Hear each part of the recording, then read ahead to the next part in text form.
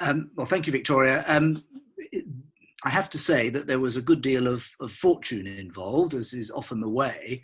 But as you've said, you make your luck to some extent. And I was very conscious that having joined the firm at the age of 50, I had in mind that I might be there for 5 years. In the event, I ended up being there for 10 and thoroughly enjoyed all of that. But I knew that at some point, the writing was going to appear on the wall and it was going to be time to move on. And I knew that even though I'd anticipated relatively early retirement at 55, actually, when it came to it, that was the last thing I wanted to do. So I needed to find some other stuff.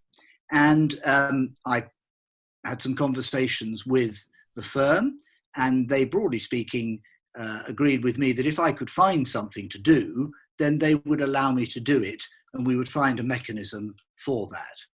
The good fortune came in a long-standing friend coming up and saying, there's an opportunity coming up here, you really ought to apply for it, applying for it, and the opportunity coming home to roost. But that's all about the power of networks. If I hadn't got that network, and I say friend, it was a friend, but it was a friend made through business. So yeah, that was key to it all. And from that, I took up a non-executive role in Newcastle. That gave me great exposure to access to finance for small businesses, which in turn gave me the opportunity to come up with a decent CV and to be able to make a good case for joining the Financial Services Consumer Panel, which again I did immediately before I retired from DLA Piper. So at the point that I retired, I already had two other things going, the non-executive role in Newcastle and membership of the panel. So at the point that I stopped in March 2015, which was just after my 60th birthday, I was able to carry on and certainly didn't have an empty diary. Rather on the contrary, I had really rather a fuller diary than I possibly anticipated. But as I had come to realise, this was something that I actually needed. All of that is more than 5 years ago now. Golly, time does fly. But it probably flies because to some extent I'm still having fun. The role in Newcastle ran for 6 years. I stepped down from that in November 2016, but almost at exactly the same time, through my network and connections on the panel, another opportunity came my way. So I don't deny that I've been fortunate, because opportunities come along, but they're quite hard to grasp. One is not the only person out there looking for these opportunities. I'm always amazed.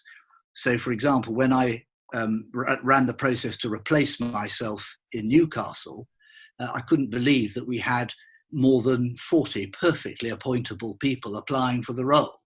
And this is something practically no one's ever heard of. So when you get these more significant roles, then you can probably double that number of applicants. And just to get yourself in with a chance of an interview is really quite something. So no one should assume that this isn't hard work. No one should assume that it will happen without planning. No lawyer in particular should assume that they're anybody's answer to anything. But there we go. Here we are, and almost it's a little bit beyond 5 years on, but I am coming towards the end of my second 3-year stint at the Financial Services Consumer Panel. Quite properly, 2-3 year stints are thought to be enough for anybody. And so at the end of next the end of next January, that will come to an end. And already I'm thinking, no, garden not sufficient. Hobbies that I thought I was going to do. I've got a whole load of watercolour, a whole load of pastels here, untouched. The packet hasn't been opened. I'm not yet ready to sit down and start fiddling around with pastels or digging my garden. So I'm going through the same process again of hoping, expecting, wanting, planning to identify things to do beyond the current roles as they come to an end. And oddly, the sensation is almost identical. And again, it's not that, at the point I retired first time, it wasn't that I missed the work. I missed the going to work. I missed everything associated with it in terms of colleagues, of standing around and chatting in corridors. Obviously, as we speak now, standing around in corridors, as long as the corridor is 6 feet wide, you're okay. But these are the sorts of things that you really miss. And I can already see that as a person, I haven't changed that much. And you've learned a whole new set of skills that, in my case, I'm really keen to avoid going to waste, and I'm really keen to seek to deploy again should an opportunity present itself.